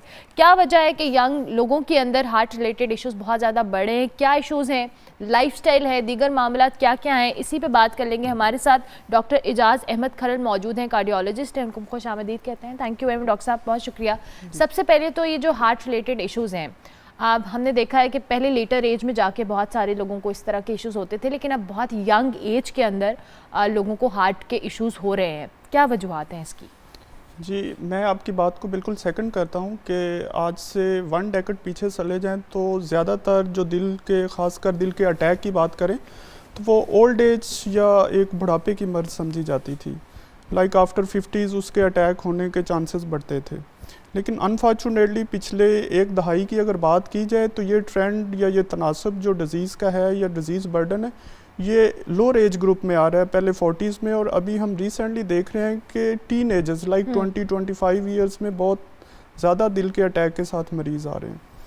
अगर वजूहात की बात की जाए, एक तो कन्वेंशनल वजूहात जिनमें से 4 बड़ी वजह हम कहते हैं कि ब्लड प्रेशर है, या किसी को शुगर का मर्ज़ है, किसी का कोलेस्ट्रॉल लेवल ज़्यादा है और वो स्मोकिंग करता है। ये 4 बड़े जो रिस्क फैक्टर हैं दिल के अटैक के हवाले से। लेकिन इसके साथ साथ दुनिया नई रिसर्च में भी पड़ी है कि ये यंग लोगों में जो दिल के अटैक हैं इनकी क्या वजूहत है। हम सम टाइम देखते हैं, इवन के पंजाब कार्डियोलॉजी में भी हम देखते हैं, पिछले वीक मंडे ही का दिन था और एक यंग लड़का 24 ईयर्स, और उसको 6 मंथ बैक हार्ट अटैक हुआ। ही वाज इन दुबई, तो वहाँ उसको स्टेंट डाला। अनफॉर्चुनेटली उसने मेडिसिन छोड़ी और दोबारा अटैक के साथ PIC लैंड किया। तो ही वाज जस्ट 24 ईयर्स। पूछा गया कि कोई ऐसी मर्ज़ या फैमिलीज़ में, तो फैमिलीज़ में भी कोई ऐसा दिल का मसला नहीं था। तो मेरे ख्याल से कुछ नॉवल रिस्क फैक्टर है जिस पे अब दुनिया बात कर रही है। उसमें एक स्ट्रेसफुल लाइफस्टाइल है, उसके बाद एक्सरसाइज का ना होना है, सीडेंट्री लाइफस्टाइल है। इसके अलावा फास्ट फूड और जंक फूड का हमारी खुराक में बहुत ज़्यादा तनासब या उसका इस्तेमाल हो गया है। इसके अलावा भी अब कुछ इन्फ्लेमेटरी मार्कर्स हैं जो हम मेडिकल टर्म्स में उनको देखते हैं या उनके एक टेस्ट होते हैं, वो भी एक बड़ी वजह बन रहे हैं दिल के अटैक कराने में। और उसमें ये होता है कि ये जब इन्फ्लेमेशन दिल की शरियानों में होती है तो वहाँ क्लॉट बनता है। जब क्लॉट बनता है तो नाली ब्लॉक होती है और हार्ट अटैक की सिचुएशन पैदा हो जाती है। और ये बड़ी डेंजरस चीज़ है, और इसको अगर फौरी इसका इलाज या एंजियोग्राफी के ज़रिए उस नाली को नहीं खोला गया तो परमानेंटली दिल के पट्टे डैमेज होते हैं और वो फिर सारी ज़िंदगी का एक रोग बन जाता है। ठीक है। अच्छा डॉक्टर साहब, आपने खुद भी कहा कि हमारा लाइफस्टाइल ऐसा है, लेकिन अनफॉर्चुनेटली विद द टाइम ये लाइफस्टाइल बेहतर होने की बजाय ख़राब ही हो रहा है, और उसमें बहुत सारे फैक्टर्स हैं। हमारी फ़िज़िकल एक्टिविटी का ना होना, और जैसे आपने भी 4 फैक्टर्स का जिक्र किया। यंग एज के लोगों को क्या चीज़ें इनिशियली अडेप्ट करनी चाहिए ताकि इन द लेटर एज या उस यंग एज के अंदर उनको इस तरह के रिलेटेड इश्यूज़ ना हो? जी, मैं बिल्कुल आपके इस चैनल की तवज्जुह से जो हमारी हेल्थ अथॉरिटीज़ हैं उनकी तरफ, उनको भी इस इशू की तरफ तवज्जो उनकी मबजूल करवाना चाहता हूँ, और इवन गवर्नमेंट लेवल पे भी, क्योंकि जिस तनासब से ये मर्ज़ यंग एज में बढ़ रही है ना, तो हमारे इकोनॉमिकल रिसोर्सेज बहुत ज़्यादा, एक दफ़ा दिल का मसला हो गया तो सारी ज़िंदगी उसने दवाई खानी है, उस पर लेबल लग गया तो वो जान नहीं छूटेगी, और डेफिनेटली उसको फ्यूचर में ज़्यादा रिस्क है कि उसको मज़ीद दिल के मसले पैदा हों। तो इसमें एक हमें प्रिवेंशन की तरफ स्टेप गवर्नमेंट को लेना चाहिए, जो कि एक पब्लिक अवेयरनेस हो, पूरे पाकिस्तान में इसको लॉन्च किया जाए और यंग पॉपुलेशन को एक हेल्दी लाइफस्टाइल की तरफ प्रमोट किया जाए कि वो अपनी एक्सरसाइज, अपनी लाइफस्टाइल में एक्सरसाइज को मामूल का हिस्सा बनाएं। वो अपने लिए कम से कम पर डे 30 मिनट्स वॉक या एक्सरसाइज ज़रूर करें। इसके साथ साथ उनको जंक फूड से हटा के उनको नेचुरल ऑर्गेनिक फूड्स की तरफ लेके आया जाए। और हमारी जो खुराक के अंदर मिलावट है, हमारी जो फूड अथॉरिटीज़ हैं उनको इस पे बहुत ज़्यादा एक्टिव होने की ज़रूरत है। हमें जो खुराक, जो खाने को चीज़ें मिल रही हैं वो बहुत ही ज़्यादा अडल्ट्रेशन का शिकार है, उसमें बहुत ज़्यादा मिक्सिंग है, और शायद वो भी किसी हद तक इन मसाइल की वजह बन रही है। और इसी तरह बाकी स्मोकिंग का ट्रेंड ज़्यादा है, शीशा स्मोकिंग, ये चीज़ें, स्मोक जो है इसका भी हार्ट पे बहुत नेगेटिव इफेक्ट है। अच्छा डॉक्टर साहब, आपने भी ये सारी चीज़ें की, क्या हमारे मुल्क के अंदर जिस रफ्तार से हम देख रहे हैं लोगों को हार्ट डिजीज़ हो रही हैं, क्या रिसर्च बेस काम हो रहा है लोगों को, डॉक्टर्स हों या मुख्तलिफ लेबॉर्ट्रीज़ हों या यूनिवर्सिटीज़ हों, वहाँ पर क्या इन रिसर्च बेस काम को तवज्जो दी कि वजूहात को आइडेंटिफाई किया जाए और फिर उसको एड्रेस करने के लिए इक़दाम किए जाएँ? आई थिंक इस चीज़ का अभी तक पाकिस्तान में एक ट्रेंड नहीं और फुकदान है। फुकदान की बड़ी वजह मैं समझता हूँ कि इसके लिए हमें अच्छा खासा बजट चाहिए जो कि गवर्नमेंट के एंड पे ही मिलता है। दुनिया अपनी जो हेल्थ में होता है वो बहुत ज़्यादा बजट रिसर्च पे रखती है कि आने वाली अमराज को कैसे उनका तदारुक किया जा सकता है, उनको रोका जा सकता है। पाकिस्तान में अब जिस तरह मैंने बताया कि इन्फ्लेमेटरी मार्कर्स हैं, ये ब्लड टेस्ट में इनको टेस्ट किया जा सकता है। आप किसी भी पॉपुलेशन की स्क्रीनिंग करें और उनमें से देखें किसी को उसका लेवल ज़्यादा है तो उसको आप पहले ही स्क्रीन कर सकते हैं।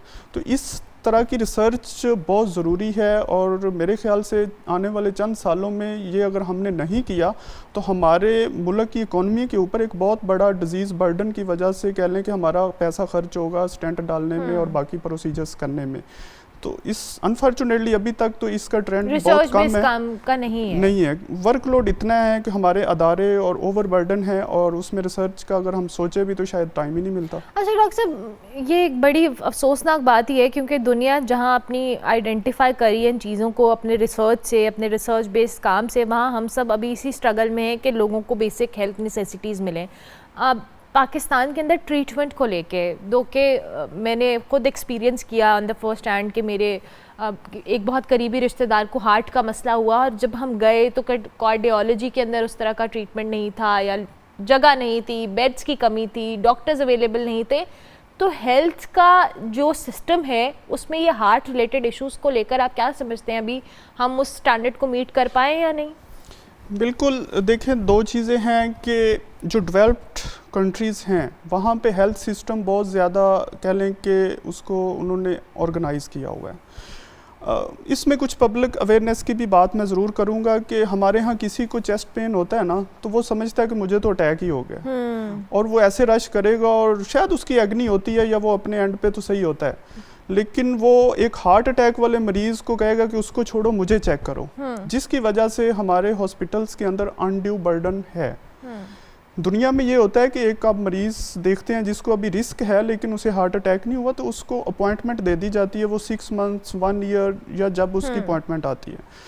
हमने ये भी देखा है, लोग अमेरिका से दिल का मसला होता है वहाँ पे अपॉइंटमेंट लेते हैं जी 1 ईयर का टाइम मिल गया, वो पाकिस्तान लैंड कर जाते हैं जी अभी करो। तो ये तो एक पब्लिक के एंड पे एक बहुत बड़ा इशू है कि उनको भी समझने की ज़रूरत है यार, जिसकी जान को खतरा है पहले उसका इलाज हो लेने दे, आपको टाइम मिला। लेकिन डॉक्टर साहब इसमें अब एक बंदा है जिसको हार्ट में चेस्ट में पेन हो रही है, अब वो एक डॉक्टर तो नहीं है, उसके तो कंसर्न्स हैं या उसकी फैमिली के कंसर्न है, वो तो हॉस्पिटल भागेगा। जी मैंने आपको पहले कहा कि वो अपने साइड पे ठीक है, लेकिन उसको इनिशियल स्क्रीनिंग के बाद उसको तसल्ली दे दी जाती है कि आपका दिल का मसला नहीं, आप आउटडोर में या अपने मजीद टेस्ट करवा लें दिल को स्क्रीन करवाने के लिए, दिल की मर्ज से कोई मसला ना हो। लेकिन सम टाइम कुछ लोग इंसिस्ट कर रहे होते हैं कि नहीं जी हमें दाखिल करें, हमारा इधर ही रह के इलाज करें, जिसकी वजह से फिर अनड्यू बर्डन बढ़ता है। ठीक है, तो ये एक रीज़न है। तो इसमें क्या फैसिलिटीज़ हैं हमारे पास, ट्रीटमेंट किस लेवल का है, जिस तरह से अगर खुदा न खास्ता किसी को हार्ट का मसला हो गया है, किसी की सर्जरी है, किसी के दीगर मामलात हैं, ट्रीटमेंट स्टैंडर्ड्स क्या हैं हमारे यहाँ पाकिस्तान? मेरे ख्याल से ट्रीटमेंट स्टैंडर्ड तो we are meeting with the international standards, जहाँ हार्ट अटैक के साथ फौरी स्टेंट डाला जाता है। पूरी दुनिया में ये मिसाल होती है कि उसका बेस्ट इलाज है, तो वो पाकिस्तान में और ख़ासकर PIC में राउंड द क्लॉक 24 आवर्स किसी को हार्ट अटैक होता है तो वो फौरी स्टेंट, और एवरेज में आजकल की बात करूँ तो 24-25 पेशेंट्स जो फौरी हार्ट अटैक के साथ आते हैं 24 घंटे में इतना वॉल्यूम है कि उनको फौरी स्टेंट डाल रहा है और उनका अटैक उससे उनको थोड़ी सी मिल जाती है। ठीक है, लेकिन बाकी जो दिल के अमराज हैं उसमें बाईपास आ जाता है, दिल के वेल्व की सर्जरीज आ जाती हैं, कईयों के दिल की धड़कन के मसाइल हैं। جس کے لیے دل کے اندر بیٹری یا پیس میکر ڈالا جاتا ہے. صحیح اس ہے. کے علاوہ بہت سارے ایڈوانس یعنی پروسیجر وہ ہیں, وہ سارے انٹرنیشنل سٹینڈرڈز کے مطابق ہیں. ڈیفینیٹلی وہ ہو رہے ہیں اور الحمدللہ بہت ساری عوام کو اس سے فائدہ بھی ہو رہا ہے. ٹھیک ہے, تھینک یو ایم ڈاکٹر صاحب, بہت شکریہ. ڈاکٹر اعجاز خلیل ہمارے ساتھ موجود تھے. ہارٹ ریلیٹڈ ایشوز کو ہم ڈسکس کریں تو اپنا لائف سٹائل بہتر کرنا پڑے گا ہم سب کو کہیں نہ کہیں, تاکہ اس مسائل کو آگے جا کے فیوچر میں کنٹرول کیا جائے. اور جو کہ ہیلتھ ریلیٹڈ ایشوز کی ہم بات کر رہے ہیں اس کے لیے فیسلٹیز دینا تو ظاہر ہے اسٹیٹ کی ذمہ داری. ہم بریک لیتے ہیں, بریک کے بعد واپس آتے ہیں. آپ دیکھتے رہیے گڈ مارننگ پبلک.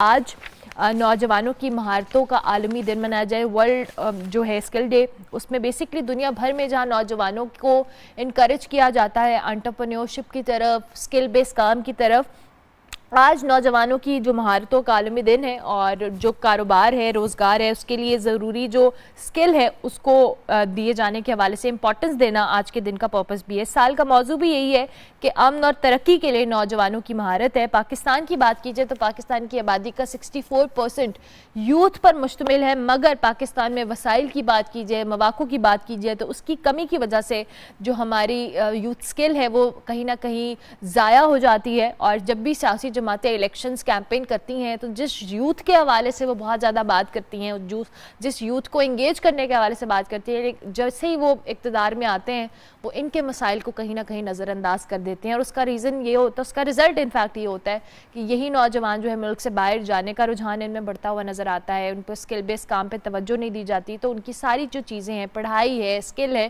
وہ سب ضائع چلا جاتے ہیں. تو آج ہم نے اسی حوالے سے بات کرنی ہے کہ پاکستان میں نوجوانوں کے لیے کس طرح سے مواقع جو ہیں وہ پیدا کیے جائیں تاکہ وہ اپنے اسکل کو بہتر انداز میں یوٹیلائز کر کے پاکستان کی ترقی کے اندر اپنا کردار ادا کر سکیں.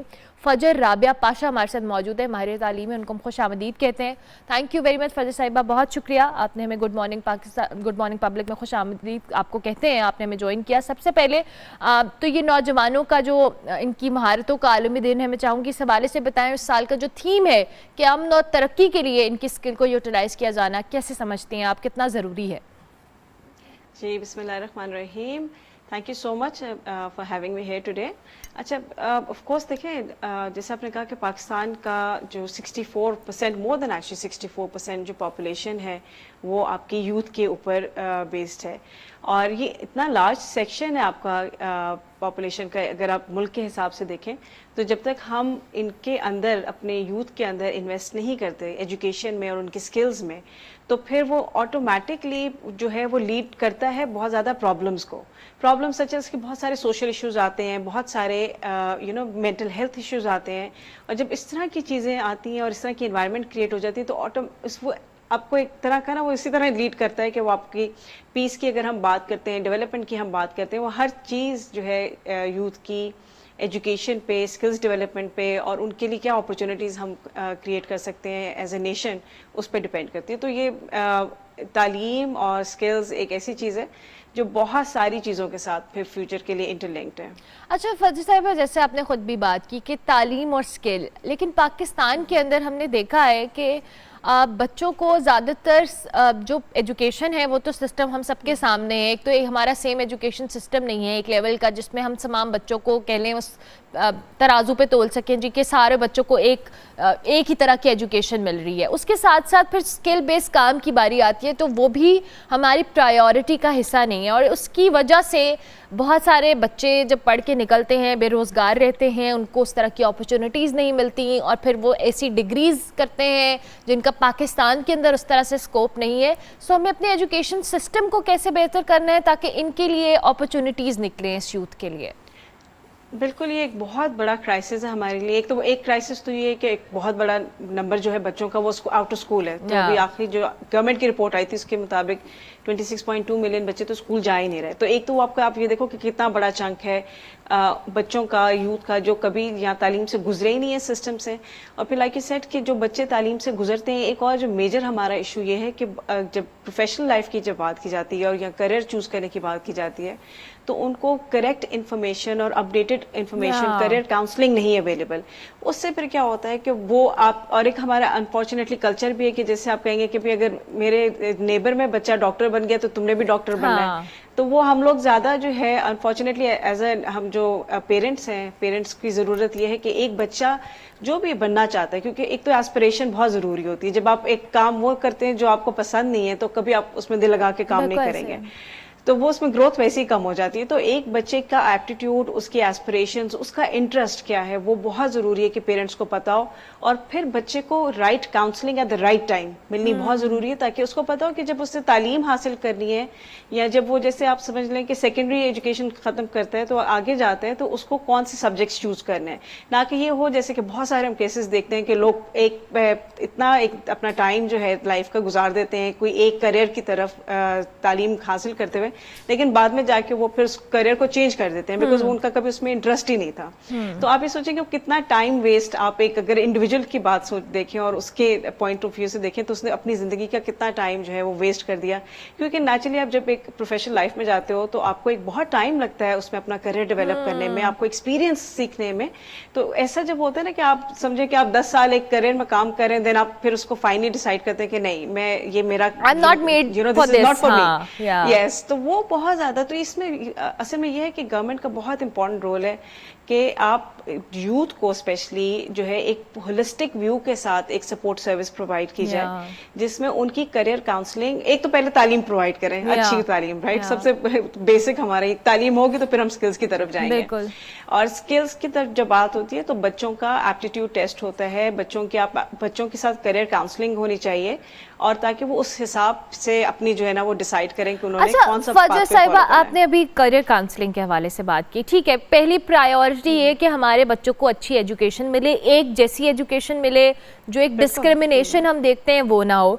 सेकेंडली, करियर काउंसलिंग का कॉन्सेप्ट दुनिया भर में बहुत ज़्यादा है, बच्चों को पता होता है कि स्कूल लाइफ से उन्होंने जब निकलना है तो उनका क्या पाथ है, उन्होंने कौन सी फील्ड को ऑप्ट करना है, कौन सी को नहीं करना है। हमारे यहाँ बच्चे जब यूनिवर्सिटीज़ या इनफैक्ट स्कूल के बाद जब उन्होंने कॉलेज में एडमिशन, और मैं अपनी बात भी करूँगी, आई वॉज क्लूलेस, मुझे कुछ नहीं पता था मैंने क्या करना है, मुझे किसी ने कुछ भी कह दिया, आप एफएससी कर लो, आप ए लेवल्स कर लो, आप ये कर लो। सो बच्चों को आइडिया देना, उनको समझाना या उनकी काउंसलिंग करना कितना ज़रूरी है कि उनको आगे फ्यूचर में अपनी इंटरेस्ट की चीज़ को किस तरह से ऑप्ट करना है। बिल्कुल, एब्सोल्युटली। और इसमें देखिए, मैं सबसे दो आपके लोग हैं ज़िंदगी में जिनका बहुत बड़ा रोल होता है, एक आपके पेरेंट्स हैं, ऑफ कोर्स वो पेरेंट्स की सपोर्ट और उनकी अपनी अंडरस्टैंडिंग इस चीज़ में होनी बहुत ज़रूरी है। ये भी हमारा एक बहुत बड़ा चैलेंज है क्योंकि हमारी बहुत बड़ी पॉपुलेशन वैसे भी इलिटरेट है, राइट, तो वो फिर उनकी भी अपनी अंडरस्टैंडिंग पेरेंट्स की बहुत कम होती है। फिर दूसरा रोल आ जाता है सबसे ज़्यादा स्कूल का, आपकी टीचर का, और स्कूल में ये सपोर्ट सर्विस अवेलेबल होना कि जब बच्चा स्कूल में ही मौजूद हो तो उसको ये आपकी काउंसलिंग सर्विस मौजूद होनी चाहिए, जो आपके बच्चों को, हर बच्चे का एक इंटरव्यू हो, बच्चे के एक फ्यूचर प्लान बनाया जाए, उसका एनालिसिस किया जाए। बिल्कुल, बच्चे का पूरा एनालिसिस किया जाए। बहुत मेजॉरिटी कंट्रीज अगर आप देखें, डेवलप कंट्रीज, तो उसमें ये सारा कुछ होता है। ये कोई मैं नई बात नहीं कर रही, नथिंग कि मैं कोई नई टेक्नोलॉजी आ जाए, दिस इज समथिंग जो ये प्रैक्टिस हो रहा है, प्रैक्टिस हो रहा है। और अगर आप देखें ना, बहुत सारे ऐसे मुल्क जैसे चाइना है, चाइना हमारे लिए एक बहुत बड़ी अच्छी एग्जांपल है कि उसने अपना यूथ बल्ज को किस तरह अपनी इकोनॉमिक डेवलपमेंट के लिए यूटिलाइज किया है। तो वो सारा यही है ना कि आप एक होलिस्टिक आपकी अप्रोच हो, बच्चों को तालीम अच्छी मिले, जिसके लिए आपकी टीचर्स में इन्वेस्टमेंट बहुत ज़रूरी है, ताकि टीचर्स को पता हो कि उन्होंने आगे बच्चों को किस तरह पढ़ाना है, समझाना है, सिखाना है, और उनको गाइड कैसे करना है। ये बहुत इंपॉर्टेंट रोल होता है जो अच्छा, स्कूल में एक टीचर फजर साहिबा, आपने टीचर्स के हवाले से बात की, अब चूंकि मैंने स्किल पे भी आना है, टीचर्स का स्किल बेस्ड एजुकेशन पे फोकस होना भी बड़ा ज़रूरी है। अनफॉर्चुनेटली मैं बार बार ये कहती हूँ कि हमारे यहाँ टीचर्स भी उस तरह से ट्रेंड या उनका माइंडसेट या उनकी काउंसलिंग उस तरह से नहीं की गई कि वो बच्चों को एक ऐसी चीज़ की तरफ जो कह लें तवज्जो दिलाएं या उसको इनकरेज करें जो वो खुद नहीं प्रैक्टिस करते। यहाँ पे टीचर काउंसलिंग, टीचर ट्रेनिंग या टीचर्स का स्किल बेस्ड एजुकेशन के हवाले से अवेयर होना कितना ज़रूरी है? ये मेरा लास्ट क्वेश्चन है चूँकि मुझे वाइंड अप करना है। बहुत ज़रूरी है। मैं तो हर जगह ये कहती हूँ कि अगर हमारे पास कम पैसे हैं, क्योंकि ऑफ कोर्स हम एक इकोनॉमिक क्राइसिस से भी गुजर रहे हैं, तो इसमें अगर मेरे पास पैसे हों اور مجھے میرے پاس چوائس ہو کہ میں نے کسی ایک چیز میں انویسٹ کرنا ہے تو میں اپنی ٹیچرز میں انویسٹ کروں گی. That would be my top priority, کیونکہ ایٹ لیسٹ جو بچے سسٹم کے اندر ہیں موجود, جن کے پاس وہ اپرچونٹی ہے کہ وہ ایک اسکول میں جا سکتے ہیں, تو ان ٹیچرز کا اچھی طرح سے ٹرین ہونا بہت ضروری ہے. اور وہ اگین وہ پھر بہت ساری, جس میں ٹیچرز کا بچوں کو مینٹل ہیلتھ سپورٹ پرووائڈ کرنا بھی ہوتا ہے کہ بچے کو, اگر کوئی بچہ بہت کرائسس سے گزر رہا ہے یا بہت کوئی اس کے فیملی ایشوز چل رہے ہیں, بہت سارے ابیوز کے کیسز ہو جاتے ہیں, تو ٹیچر نے اس کو بچے کو کس طرح سپورٹ کرنا ہے. تو یہ بہت ساری چیزیں جس میں ٹیچر کا بہت امپورٹنٹ رول ہے. اور اگر وہی بات ہے, میرے پاس 10 روپے ہوں گے تو میں وہ 10 روپے پورے کے پورے ٹیچر پہ لگا دوں گی, کیونکہ مجھے پتا ہے کہ وہ ٹیچر جو ہے وہ آگے اس بچے کا جو فیوچر ہے وہ بنا دے گی. تھینک یو ویری مچ فجر صاحبہ, بہت شکریہ کہ آپ نے اس موقع پہ اس ٹاپک کے اوپر ہمیں جوائن کیا. جناب ویسے تو ٹیچرز کی بات جہاں ہم کر رہے ہیں, اس کے لیے اسٹیٹ کی بڑی رسپانسبلٹی ہے کہ پھر ٹیچرز کے جو فائنینشیل اسپیکٹس ہیں اس پہ بڑا فوکس کرے, کیونکہ ہمارے ہاں ایک اتنا جو کہنے قابل عزت پروفیشن ہے, لیکن ہم نے اس کو اس طرح سے بنا دیا ہے کہ ہم کہتے ہیں کہ کوئی کچھ نہیں کر سکتا تو شاید اس کو استاد بنا دیں, حالانکہ دنیا بھر میں استاد کا جو مرتبہ ہے بہت زیادہ ہے. ایون ہمارے ریلیجن نے ایک بہت کلیئر میسیج دیا ہے. تو ان کے فائنینشیل اسپیکٹس کا خیال رکھنا بھی اسٹیٹ کی ذمہ داری ہے کہ ان کا جو سیلری بریکٹ ہے وہ اتنا کمفرٹیبل ہو کہ وہ اپنے گھریلو معاملات کو بھی بہت بہتر طور پہ چلا سکے, اور بچوں کو پڑھانے میں بھی پھر ان کا انٹرسٹ اس طرح سے رہے. سو آج اس ٹاپک کے اوپر ہم نے کوشش کی کہ تھوڑی سی بات کی جائے. پروگرام کا وقت ختم ہوا, انشاءاللہ میری آپ سے ملاقات ہوگی کل. فیڈ بیک ہمارے سوشل میڈیا ہینڈلز پہ لازمی دیجیے گا. کل تک کے لیے میری طرف سے اللہ حافظ.